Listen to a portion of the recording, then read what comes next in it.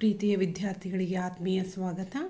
ಮರುಸಿಂಚನ ವಿದ್ಯಾರ್ಥಿಗಳ ಅಭ್ಯಾಸ ಪುಸ್ತಕ 2024-25ನೇ ಸಾಲಿಗಾಗಿ ಗಣಿತ ವಿಷಯದ ಈಗಾಗಲೇ ಹಲವಾರು ಪುನರ್ಮನನ ಹಾಳೆಗಳನ್ನು ಬಿಡಿಸಲಾಗಿ ತಾವುಗಳು ಅವುಗಳನ್ನು ನೋಡಿದ್ದೀರಾ.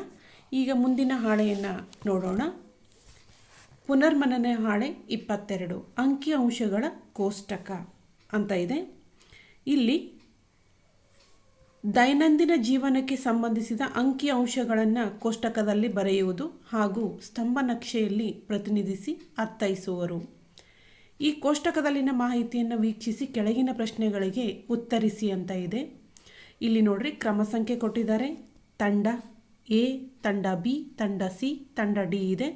ಚಿನ್ನದ ಪದಕ ಎ ತಂಡ ಪಡೆದಂಥ ಚಿನ್ನದ ಪದಕಗಳು 91, ಬಿ ತಂಡ 54 ಇದೆ, ಸಿ ತಂಡ 68 ಇದೆ, ಡಿ ತಂಡ 27. ಇದು ಚಿನ್ನದ ಪದಕಗಳನ್ನು ಪಡೆದಂಥ ಅಂಕಿಅಂಶಗಳು. ಇನ್ನು ಬೆಳ್ಳಿಯ ಪದಕಗಳನ್ನು ಪಡೆದಂಥ ಅಂಕಿಅಂಶ ನೋಡ್ರಿ, ಎ ತಂಡ 48 ಇದೆ, ಬಿ ತಂಡ 33 ಇದೆ, ಸಿ ತಂಡ 34, ಡಿ ತಂಡ 40. ಆನಂತರ ಕಂಚಿನ ಪದಕ, ವಿವಿಧ ಆಟಗಳಲ್ಲಿ ಸ್ಪರ್ಧೆಗಳನ್ನು ನಡೆಸಿದಾಗ ಈ ಕಂಚಿನ ಪದಕಗಳನ್ನು ಪಡೆದಂಥ ಎ ತಂಡ 60, ಬಿ ತಂಡ 50 ಕಂಚಿನ ಪದಕ ಪಡೆದಿದೆ, ಸಿ ತಂಡ 35, ಡಿ ತಂಡ 32. ಇಲ್ಲಿ ಅಡ್ಡ ಸಾಲಿನಲ್ಲಿ ನಾವು ಎ ತಂಡ ಒಟ್ಟು ಪಡೆದ ಪದಕಗಳನ್ನು ನಾನು ಮಾಡಿದಾಗ 199 ಆಗುತ್ತೆ. 91 + 48 + 60 199. ಇವು ಅಂಕಿಅಂಶಗಳು ಬೇಕಾಗುತ್ತೆ ಮುಂದಿನ ಪ್ರಶ್ನೆಗಳಿಗೆ ಉತ್ತರಿಸಲು. ಬಿ ತಂಡ 54 + 33 + 50 137 ಆಗುತ್ತೆ. ಸಿ ತಂಡ 68, 34, 35 ಇವು ಮೂರನ್ನು ಕೂಡಿಸಿದಾಗ ಅದು ಸಹ 137 ಆಗುತ್ತೆ. ಡಿ ತಂಡ 27, 40, 32, 99. ಈ ಒಟ್ಟು ಪದಕಗಳನ್ನು ನಾವು ಇಲ್ಲಿ ನೋಡಿದಾಗ ಎಷ್ಟಾಗುತ್ತೆ? ಕಂಚಿನ ಪದಕ ಟೋಟಲು 177 ಆಗುತ್ತೆ. ಇಲ್ಲಿ ನೋಡಿ ಏನು ಹೇಳಿದ್ದಾರೆ ಅಂದರೆ, ಯಾವ ತಂಡವು ಹೆಚ್ಚು ಚಿನ್ನದ ಪದಕಗಳನ್ನು ಪಡೆದಿದೆ. ನೀವು ಇಲ್ಲಿ ಟೇಬಲನ್ನು ನೋಡಿದಾಗ ಚಿನ್ನದ ಪದಕ ಅತಿ ಹೆಚ್ಚು ಪಡೆದಂಥದ್ದು ಯಾವುದಿದೆ? 91 ಎ ತಂಡ ಅಂತ ಬರೀಬೇಕು. ಎ ತಂಡ 91 ಚಿನ್ನದ ಪದಕಗಳನ್ನು ಪಡೆದಿದೆ. ಇನ್ನು ಹೆಚ್ಚು ಪದಕಗಳನ್ನು ಪಡೆದಿರುವ ತಂಡ ಯಾವುದು? ಇಲ್ಲಿ ನಾನು ಟೋಟಲ್ ಮಾಡಿಕೊಂಡೆ, ನಿಮ್ಗೆ ಈಗಾಗಲೇ ಹೇಳಿದೆ ಇದು ಮುಂದಿನ ಪ್ರಶ್ನೆಗಳಿಗೆ ಅತಿ ಅವಶ್ಯಕ ಅಂತೇಳಿ. ಇಲ್ಲಿ ಎ ತಂಡವನ್ನು ನೋಡಿದಾಗ 199 ಇದೆ, ಬಿ ತಂಡ 137, ಸಿ ತಂಡ 137, ಡಿ ತಂಡ 99 ಅಂದಾಗ ಅತಿ ಹೆಚ್ಚು ಯಾವುದಿದೆ? 199 ಅಂದಾಗ ಎ ತಂಡ ಅಂತಲೇ ಬರಿಬೇಕಾಗುತ್ತೆ. ಅತಿ ಕಡಿಮೆ ಪದಕಗಳನ್ನು ಪಡೆದಿರುವ ತಂಡ ಸಿ. ಈ ಹೇಳಿಕೆ ಸರಿಯೇ ಅಥವಾ ತಪ್ಪೇ? ಕಾರಣ ಕೊಡಿ ಅಂತ ಕೇಳಿದ್ದಾರೆ. ಇಲ್ಲಿ ನಾವು ಇದನ್ನು ನೋಡಿಕೊಂಡಾಗ ಅವ್ರೇನು ಕೇಳಿದ್ದಾರೆ ಪ್ರಶ್ನೆ? ಅತಿ ಕಡಿಮೆ ಪದಕಗಳನ್ನು ಪಡೆದಿರುವ ತಂಡ ಸಿ ಅಂತ ಹೇಳಿದ್ದಾರೆ. ನಾವು ಇಲ್ಲಿ ಸಿಯನ್ನು ನೋಡಿದಾಗ 137 ಇದೆ. ಆದರೆ ಅತಿ ಕಡಿಮೆ ಒಟ್ಟು ಪದಕಗಳನ್ನು ಪಡೆದಿರುವಂಥ ತಂಡ ಯಾವುದು? 99. ಆದ್ದರಿಂದ ಈ ಹೇಳಿಕೆ ತಪ್ಪಾಗಿದೆ. ಏಕೆಂದರೆ ಡಿ ತಂಡ ಅತಿ ಕಡಿಮೆ ಪದಕಗಳನ್ನು ಪಡೆದಿದೆ. 4 ತಂಡಗಳಿಂದ ಪಡೆದ ಒಟ್ಟು ಕಂಚಿನ ಪದಕಗಳು ಎಷ್ಟು ಅಂತ ಹೇಳಿದ್ದಾರೆ. ಕಂಚಿನ ಪದಕದಲ್ಲಿ ನಾವು ಇವುಗಳನ್ನು ಒಟ್ಟು ಮೊತ್ತ ಮಾಡಬೇಕಾಗುತ್ತೆ. ಇದು ಎಷ್ಟಾಗುತ್ತೆ? ಒಟ್ಟು ಕೂಡಿಸಿದಾಗ 177. ಅಂದರೆ 4 ತಂಡಗಳಿಂದ ಪಡೆದ ಒಟ್ಟು ಕಂಚಿನ ಪದಕಗಳು ಅಂದರೆ ಎಷ್ಟಾಗುತ್ತೆ? 177.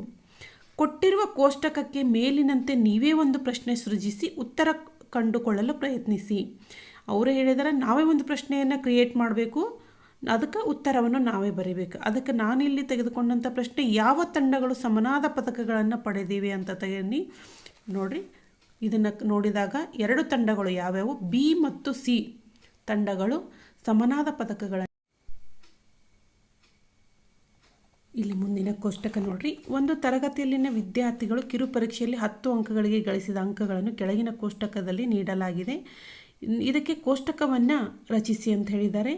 1 ರಿಂದ 2 ಅಂದರೆ 1 ಮತ್ತು 2 ಅಂಕ ಪಡೆದಂಥ ಎಷ್ಟಿದೆ ಅಂಕಗಳನ್ನು ಗಳಿಸಿದವರು ಎಷ್ಟು ಜನ ಇದ್ದಾರೆ ಅನ್ನೋದನ್ನು ನಾವು ಮಾಡಬೇಕು. ಅದನ್ನು ತಾಳೆ ಗುರುತುಗಳಲ್ಲಿ ಆವೃತ್ತಿಯಲ್ಲಿ ಬರಬೇಕು. ತಾಳೆ ಗುರುತುಗಳು 1 ರಿಂದ 2 1, 2 ಎಲ್ಲೆಲ್ಲಿ ಅವುಗಳನ್ನು ಎಣಿಸಿದಾಗ ಎಷ್ಟಾಗುತ್ತೆ? ಒಟ್ಟು ತಾಳೆ ಗುರುತುಗಳು 12 ಆಗುತ್ತೆ.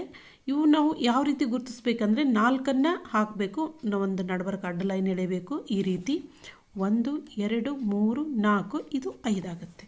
ಆದ್ದರಿಂದ 1 ರಿಂದ 2 ಎಷ್ಟಿವೆ? 12 ಇವೆ. 3 ರಿಂದ 4 ನೋಡಿರಿ, 3 ರಿಂದ 4 ಎಷ್ಟಿವೆ? 5 + 5 1 11. ನೆಕ್ಸ್ಟ್ 5ರಿಂದ 6, 5ರಿಂದ 6 ಎಷ್ಟಿವೆ ಅಂದರೆ 18 ಇವೆ. 5 5 5 3 18.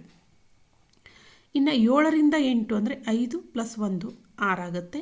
ಇನ್ನು 9ರಿಂದ 10 ಎಷ್ಟಿವೆ ಅಂತಂದರೆ 3 ಇವೆ. ಇವುಗಳನ್ನು ಒಟ್ಟು ಕೂಡಿಸಿದಾಗ ಎಷ್ಟಾಗುತ್ತೆ? 50 ಆಗುತ್ತೆ. ಒಟ್ಟು 50. ಇವುಗಳನ್ನು ಸಹ ನೀವು ಎಣಿಸಿ ನೋಡ್ರಿ. ಇವು ಒಟ್ಟು 50 ನಂಬರ್ಗಳಿವೆ. 1 2 3 4 ಈ ರೀತಿ ಎಣಿಸಿದಾಗ ಇಲ್ಲಿವರೆಗೆ ಬಂದು ಎಷ್ಟಿದೆ ಅಂಕಗಳು? ಒಟ್ಟು ಟೋಟಲ್ಲು ಒಟ್ಟು 30 ಇವೆ, 50 ಇವೆ. ಹೌದಾ? ಇನ್ನು ನೆಕ್ಸ್ಟ್ ಹೋದಾಗ 5ರಿಂದ 6 ಅಂಕ ಗಳಿಸಿರುವ ವಿದ್ಯಾರ್ಥಿಗಳ ಸಂಖ್ಯೆ ಎಷ್ಟು? 5ರಿಂದ 6 ಎಷ್ಟಿದ್ದಾರೆ? ಟೋಟಲ್ಲಾಗಿ 18 ವಿದ್ಯಾರ್ಥಿಗಳಿದ್ದಾರೆ. 9ರಿಂದ 10 ಗುಂಪಿನ ಆವೃತ್ತಿ ಎಷ್ಟು? 9ರಿಂದ 10ನ ಆವೃತ್ತಿ ಗುಂಪು ಎಷ್ಟು ಅಂತಂದರೆ 3. ಒಟ್ಟು ಎಷ್ಟಿವೆ? 3. ನೆಕ್ಸ್ಟ್, ಹೆಚ್ಚು ವಿದ್ಯಾರ್ಥಿಗಳು ಗಳಿಸಿರುವ ಅಂಕಗಳ ಗುಂಪು ಯಾವುದು ಅಂತಂದ್ರಾಗ 18 ಇದೆ. ಅದು 5 6, 5ರಿಂದ 6. ಒಟ್ಟು ವಿದ್ಯಾರ್ಥಿಗಳ ಸಂಖ್ಯೆ ಎಷ್ಟು? ಈಗಾಗಲೇ ನಾನು ಹೇಳಿದೆ ನಿಮಗೆ. ಟೋಟಲನ್ನು ಮಾಡಲಾಗಿ ಇದು 50 ಇದೆ. ಇನ್ನು ನಂತರ ಇಲ್ಲಿ ಬರೋಣ. ಈ ಸ್ತಂಭ ಲೇಖವನ್ನು ನೋಡಿಕೊಂಡು ಯಾವ ಚಟುವಟಿಕೆಯಲ್ಲಿ ವಿದ್ಯಾರ್ಥಿಗಳು ಹೆಚ್ಚು ಆಸಕ್ತಿ ಹೊಂದಿದ್ದಾರೆ ಅಂತ ನೋಡಿದಾಗ ಇದು ಕಂಬ ನೋಡ್ರಿ, ಇದು ಅತಿ ಹೆಚ್ಚಿದೆ. ಯಾವುದದು? ಆಟ. ಆಟದಲ್ಲಿ ವಿದ್ಯಾರ್ಥಿಗಳು ಹೆಚ್ಚು ಆಸಕ್ತಿ ಹೊಂದಿದ್ದಾರೆ. ಯಾವ ಚಟುವಟಿಕೆಯಲ್ಲಿ ವಿದ್ಯಾರ್ಥಿಗಳು ಕಡಿಮೆ ಆಸಕ್ತಿ ಹೊಂದಿದ್ದಾರೆ ಅಂತಂದರೆ ಸಾಮಾನ್ಯವಾಗಿ ಓದುವುದರಲ್ಲಿ. ಹೌದಾ? ನೆಕ್ಸ್ಟು, ಯಾವ ಚಟುವಟಿಕೆ 2ನೇ ಪ್ರಾಶಸ್ತ್ಯವನ್ನು ಹೊಂದಿದೆ? 2ನೇದು ಯಾವುದು ಕಂಬ ಸಾಲು ದೊಡ್ಡದಿದೆ ನೋಡ್ಕೋಬೇಕು. ಸ್ತಂಭಲೇಖವನ್ನು ನೋಡಿದಾಗ 2ನೇದು ಅಂದರೆ ಸೈಕಲ್ ತುಳಿಯುವುದು. ಎಷ್ಟು ಜನ ವಿದ್ಯಾರ್ಥಿಗಳು ಚಿತ್ರಕಲೆಯಲ್ಲಿ ಆಸಕ್ತಿ ಹೊಂದಿದ್ದಾರೆ? ಚಿತ್ರಕಲೆ ಅಂದಾಗ ನೋಡ್ಕೊಳ್ರಿ, ಇದು 40 ಇದೆ, ಅದು 60 ನಡಬರ್ಕಿದೆ. ಇದರಿಂದ ಇದು 50 ಅಂತ ತೆಗೆದುಕೋಬೇಕು. ಓದುವುದನ್ನು ಎಷ್ಟು ವಿದ್ಯಾರ್ಥಿಗಳು ಇಷ್ಟಪಡುತ್ತಾರೆ? 30 ವಿದ್ಯಾರ್ಥಿಗಳು. ಇದೇ ರೀತಿಯ 12 ಪ್ರಶ್ನೆಗಳನ್ನು ನೀವು ಸೃಷ್ಟಿಸಿ ಸ್ನೇಹಿತರೊಂದಿಗೆ ಚರ್ಚಿಸಿ ಅಂತ ಹೇಳಿದ್ದಾರೆ.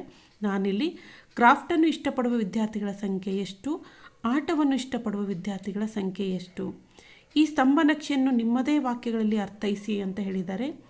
ಸಮಾನ ಅಗಲ ಆದರೆ ದತ್ತಾಂಶಗಳಿಗೆ ಅನುಗುಣವಾದ ಎತ್ತರವನ್ನು ಹೊಂದಿರುವ ಕಂಬಗಳ ಮೂಲಕ ಮಾಹಿತಿಯ ಚಿತ್ರಣವನ್ನು ನೀಡುವುದಕ್ಕೆ ನಾವೇನಂತೀವಿ? ಸ್ತಂಭ ನಕ್ಷೆ ಅಂತ ಕರಿತೀವಿ. ಮಕ್ಕಳೇ, ಮುಂದಿನ ವಿಡಿಯೋದಲ್ಲಿ ಪುನರ್ಮನನ ಹಾಳೆ 23 ನೋಡೋಣ. ಈ ಒಂದು ವಿಡಿಯೋನ ಫಸ್ಟಿಗೆ ನೀವು ನೋಡಬೇಕು ಅಂತಂದರೆ ಈ ಒಂದು ಚಾನಲ್ಗೆ ಸಬ್ಸ್ಕ್ರೈಬ್ ಮಾಡಿ, ಬೆಲ್ ಐಕಾನ್ ಮೇಲೆ ಕ್ಲಿಕ್ ಮಾಡಿದ್ರಿ ಅಂತಂದರೆ ನಾನು ವಿಡಿಯೋ ಅಪ್ಲೋಡ್ ಮಾಡಿದ ತಕ್ಷಣ ಮೊದಲಿಗೆ ನೀವು ವಿಡಿಯೋವನ್ನು ನೋಡಬಹುದು.